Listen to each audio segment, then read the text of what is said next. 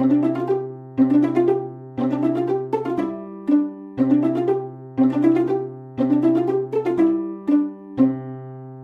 morning mga kaihaw! Ngayong araw nga pala ay gusto kong i-share sa inyo ang mga ginagawa namin every time na pupunta kami sa Biñan Palengke.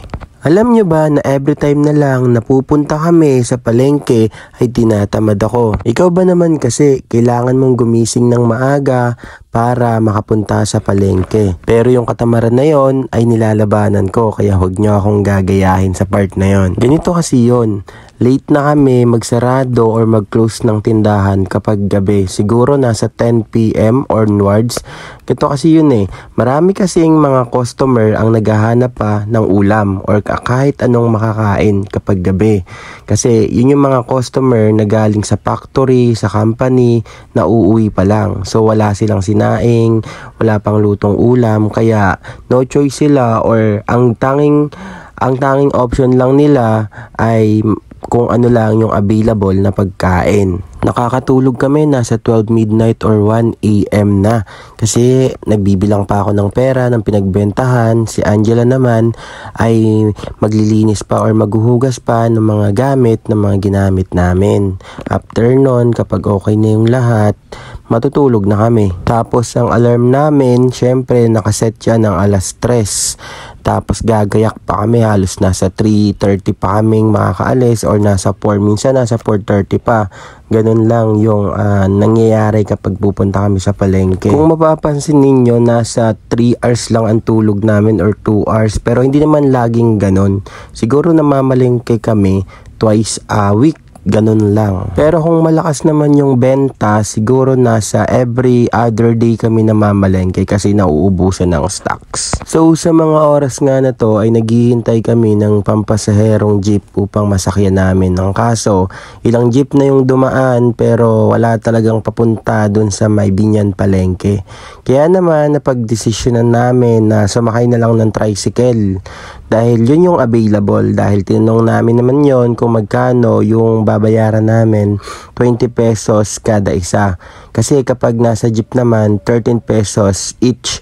So sabi namin, konti lang naman yung difference. So why not, grab na natin, 40 pesos lang naman yung babayaran natin. Kaya let's go, tricycle na tayo, sabi ko sa kanya. So siya naman, pumayag naman. Kaya yun, sumakay namin sa tricycle. Yung ibang tricycle kasi, sobrang mahal magsingil. Akalain mo yun, galing ka sa Biñan Palengke, tapos bababa ka dyan sa may 7-Eleven, ang sisingilin sa'yo 150 pesos, diba? Grabe naman yun. Kaya tinatanong talaga namin muna kung magkano yung singil nila. At syempre kapag kaya namin, sasakay kami. Ganon. Pero pag hindi, nagko-commute talaga kami. Nagji-jeep kami. Ganon yung diskarte namin. Kasi kung saan yung mas makakamura, dun kami. Ganon dapat, practical. Sa mga oras nga pala na to ay minimal or nililesen lang namin ang paggamit namin ng camera dito sa loob ng palengke. Kasi alam mo na, syempre, masyadong maraming tao, ganon, hindi namin alam. Kung bigla kaming ma-snatch ng cellphone, syempre, ang hirap maghabol dyan. Sobrang crowded, ganon. So, ayun na nga, no, inumaga na kami ng awe. Umaga na, hindi ko lang alam kung anong oras na to. Siguro nasa 6 AM na, 6 something, ganon. 6 AM na kami siguro nakauwi. Yan, pauwi na kami nito. Dahil ang tagal namin sa palengke, sobrang tagal namin. Ang dami naming pinamili sa palengke. And then, nagpahatid na rin kami kay kuya. Ang singil niya sa amin ay 100 pesos lang. Sobrang baba lang, di ba? Hindi naman sobrang baba, pero sakto lang sa budget. Kasi kung mag-jeep kami, ang bayaran kasi ng jeep or ng tricycle hanggang highway ay 50 pesos, tricycle hanggang highway. So, magsasakay kami ng jeep. Sa jeep naman, 13 pesos plus 13 pesos. So, sabihin natin 15 para 30. So, 20 pesos lang yung difference. So, ginrab na namin si kuya. So, singil niya 100 pesos. Okay na yan. Nakarating na kami. Hindi na rin kami mahihirapan magbaba, sakay ng mga binili namin. So, kaya yun, nandito na kami sa may Dali at pauwi naman na kami. Ang sakay naman namin dito or sinasakyan namin dito ay e-bike na. So, nales kami ng pamasahe. Ilan lang yung pamasahe namin dito So, nalas talaga kami. Sobrang tipid namin dito. Sobrang nakatipid kami sa gastusin, sa expenses, sa transpo. So, yun. Sa mga oras nga pala na to, grabe talaga. Haggard na kami dito na parang, alam mo, parang lutang, ganun. Kasi 1 hour lang halos yung tulog ko dito sa mga oras na to. Tapos, yun, haggard na talaga. Hilamos lang kasi ang ginawa namin. Tapos, toothbrush, go na. Ganun. Kailangan mong bilisan. Kailangan mong makarating agad sa palengke para hindi ka maubusan ng mga bibilhin mo. Kasi, syempre, mas maganda, mas maaga kang makaalis or makarating doon sa pupuntahan mo para mas marami pang option na pagpipilian ng magagandang karne or kung ano man yung mga bibilhin mo, gulay, isda, ganun.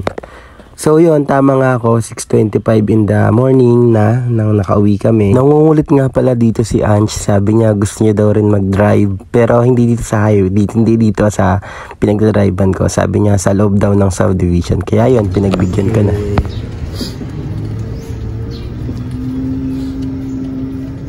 Nasa subdivision na kami. Wait.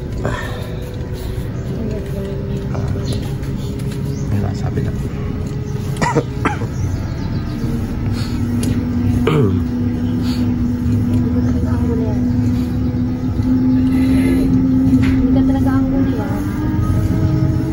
Okay lang yan, hindi naman nakatingin sa'yo.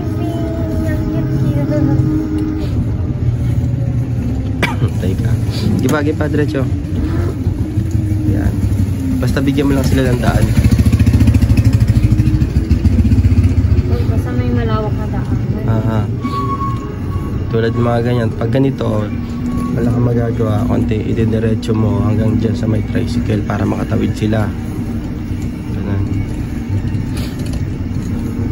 Distansya. O. Sumabit. Tignan may puno. Maganda talaga yung bahay may puno. Kahit maliit lang.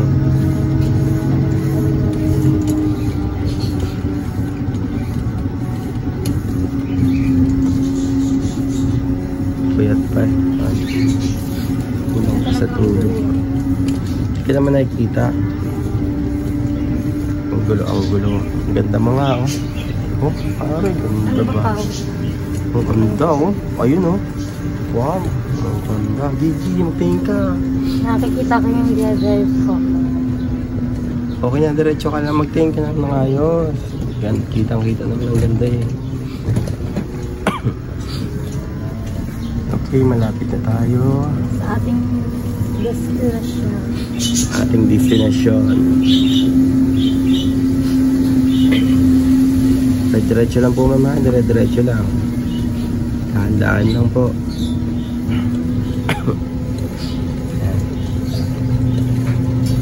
Distansya.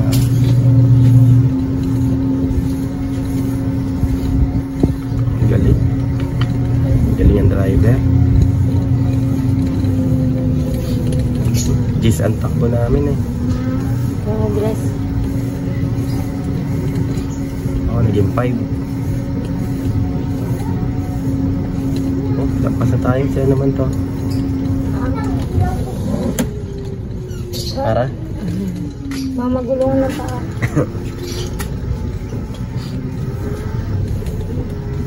Ito lang pala, malapit na. Okay, eto na tayo. Malapit na tayo mga lads. Good morning.